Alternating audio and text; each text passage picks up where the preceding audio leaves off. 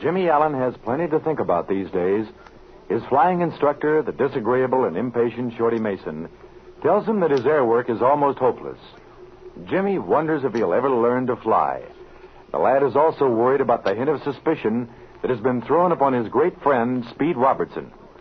What does Speed know about the missing plans for the new jet-propelled Army fighter? Then, too, just who is the strange Oriental Major Moto? Well, let's see what's happening to Jimmy. We find him standing beside his training ship talking with Flash Lewis, the droll mechanic. Jimmy is waiting for his instructor to appear. You can't prove it by me, Jimmy. All them guys from Manchuria and China and Japan looks alike to me. But, Flash, does Major Moto seem to know much about airplanes? Say, them slant-eyed babies sometimes look dumb, but their old thinking apparatus is turning over at 2,400 revolutions a minute. I learned that in the Pacific, and don't you ever forget it. He seems smart enough, but he never says anything. I just can't seem to get acquainted with him at all. Well, what do you care about Major Moto? He ain't bothering you, is he? No, nothing like that. He's always very polite and, well, respectful, you know. But, well, I just can't dope him out. Well, all I know is that his government sent him here to learn to fly. But listen, kid, you got other things to think about. Here comes that ding-dong instructor of yours, the Honorable Shorty Lindbergh Doolittle Eaker Smith Mason, the world's greatest flyer. Ha! Well, I'd better wipe off this powerful training plane that you and Shorty's going to fly this morning. Gee, Mr. Mason looks kind of sour. He must have climbed out the wrong side of the bed. Looks like a rough morning for the students of good old Central Flying School. Oh, never mind, Jimmy. There's worse things than Shorty Mason to put up with. Why, once I had scarlet fever. Good morning, Mr. Mason. Morning, Allen. I suppose you sat up all night studying that book of yours on how to fly. Oh, no, sir. I had a good night's rest last night. I feel just fine this morning. Maybe a good rest will improve your flying. It needs something. Is my air work showing any improvement at all, Mr. Mason? No, it's getting worse. Can you make any suggestions that will help it, sir? I'm willing to do anything. The trouble with you, Allen, you don't pay any attention to what I tell you. You're one of these smart crackers who thinks he knows everything. You come down here with the idea that you was going to show me how to fly. Oh, I beg your pardon, Mr. Mason. I've never had any such intentions. Just because you got mixed up in an airline robbery and got your picture in the paper and got to running around with that big ham Speed Robertson. Now, wait a minute, Mr. Mason. I'm willing to admit my flying's bad, but I think you'll have to admit that I'm trying just as hard as I possibly can. And I certainly didn't come down to the school here to get I'll save all that. I know what you're going to say. And I'm going to tell you another thing, Allen. Oh, good morning, Mr. Mason. Isn't it a gorgeous day for flying? Simply gorgeous. A beautiful day for you brave and intrepid birdmen. Shut your mouth, Flash. Suppose you're trying to be funny. Well, you're about as funny as a cry for help. Oh, pardon me, Mr. Mason. Excuse my glove. I was just trying to start the day pleasantly for you. Yeah? I'll put a gag in that big mouth of yours. Say, Allen, how are you getting on with your ground school course? All right, I think. You see, I spent quite a bit of time studying before I came to the school. I suspected that. Well, answer this question. What are the 5 component parts of an airplane? The 5 integral parts of an airplane? Oh, that's easy, Mr. Mason. There's the power unit, or engine and propeller. That's 1. The landing gear, or chassis, is 2. The wing, or wings, is 3. The fuselage is 4, and the tail group is 5. Isn't that correct? Yeah, that's correct, all right. Well, I'm glad you're learning something. I don't seem to be able to pound anything about flying into your head. Oh, really, I think I've learned quite a bit. I guess I seem pretty awkward, though. Oh, here comes Mr. Jones. Yeah. I wonder what the boss wants. Hello, Mike. Howdy, Shorty. Hello there, Jimmy. Good morning, Mr. Jones. Hello, Shorty. You and Alan getting ready for a hop? Yeah, I was just going to start the engine. I see. Better wait a minute. Say, Jimmy, I want you to do a little errand for me. And, better take Flash Lewis with you. Flash, you go along with Jimmy Allen and see if you can find a flying jacket in my car. It's parked over in back of the administration building. Okay, Mike. I can go over alone, Mr. Jones. I know your car when I see it. Oh, you better take Flash with you. He knows where I park my car. Just as you say. But I can go over alone, and then you won't have to take Flash away from his work. I said take Flash. Now get along. All right. Come on, Flash. It's that brown flying jacket of mine, Flash. I think it's in the back seat. Okay, Mike. What's the big idea, Mike? I saw your jacket hanging up in the office. Yeah?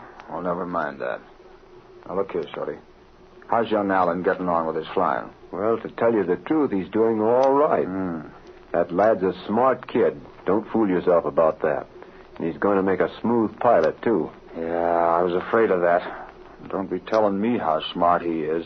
I know. What have you got on your mind, Mike? This kid is too smart. Get it? He knows too much. Altogether too much. You think so? Mason, I don't think it. I know it. He and Robertson messed up one deal. And now what do you think has happened? Go ahead. I'll bite. After me and Moto landed yesterday, young Allen starts giving Moto the question box.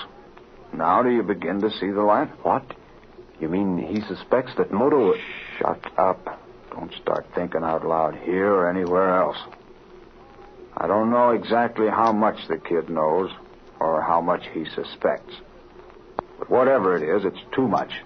Get it? Maybe you're right, Mike. You know the picture better than I do. I'll say I do. And I don't want this picture smeared up. Now listen, Shorty. Could Allen get this training ship off the ground? Could he fly it alone? Great guns, Mike.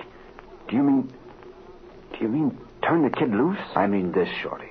We can't afford to have our plans messed up. And, what could be more natural than one of those unfortunate aviation accidents? See? But, Mike, we're taking a chance. Listen, Mason, you've got to take chances in this racket. I know it, Mike, but the kid's pretty good.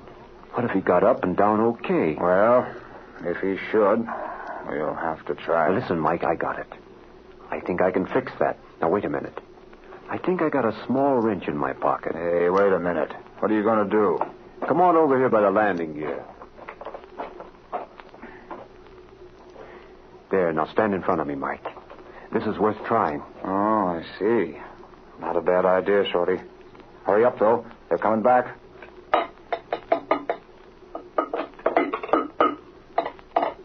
One's enough, Mike, and I think it'll work. Come on, hurry up. They're coming. Okay, that ought to do it. Now leave the rest to me. I don't know why we couldn't find it. We certainly looked all over. Well, boys, couldn't you find the jacket? We looked all through the car, Mr. Jones. There's no flying jacket there. That's funny. Thought I left it in the car. Oh, well, never mind. Well, it sure ain't in the car, Mike. All right, let it go. Oh, say, Jimmy, Shorty Mason tells me you're getting along swell with your flying.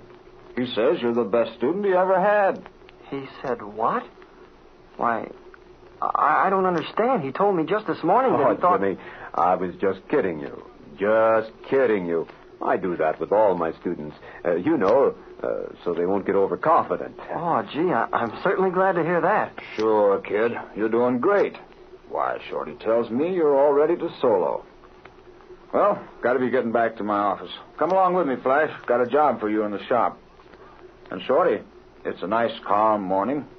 If you say it's okay, let Jimmy solo. Bye. Be seeing you later. Gee, thanks, Mr. Jones. But, Mr. Mason, I didn't think my Oh, flying... that's all right, kid. You've been doing a great job of flying. You're all right. In fact, you're ready to solo. I think I'll send you out alone right now. But I haven't had any takeoffs or landings. Oh, I don't think I'm ready to solo. Sure, you're ready to solo. Why, you'll get this ship up and down without any trouble at all. That's the easiest part of flying anyway. I wouldn't want to try it before I had some instructions in landing. Oh, so you don't want to solo, eh? You're losing your nerve, eh, Ellen? I thought you was yellow. I thought you was the kind Now, of look kid here, that... Mason, I'm not yellow. I'm not afraid to take this ship off and land it. But I do think I should have some instructions in landing. If you're not yellow, what's the big idea of putting on the baby act with me? All right. I'll solo the ship. And I'll get it up and down, too. Now you're talking like a man. All right, get up there in the cockpit and get it started. You know how. and there ain't much wind. You could take off from the line right here. That suits me okay. All clear. Come on, get us started.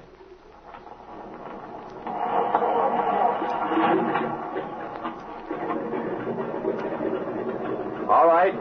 Turn her around and head her right down the field. And land her out there on the north-south runway. Roger. I'll make it all right. Look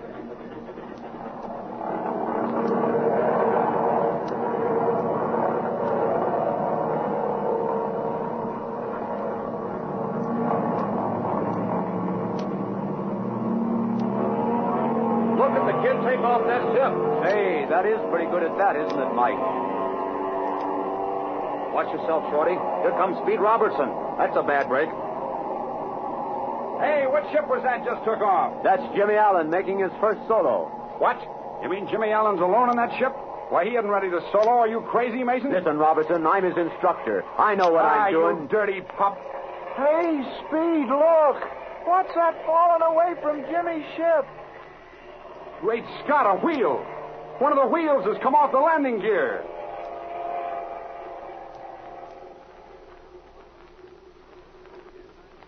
What in the world will happen to Jimmy now?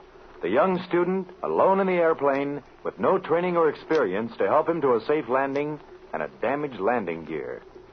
Many breathtaking thrills are in store for us in the next episode of The Air Adventures of Jimmy Allen.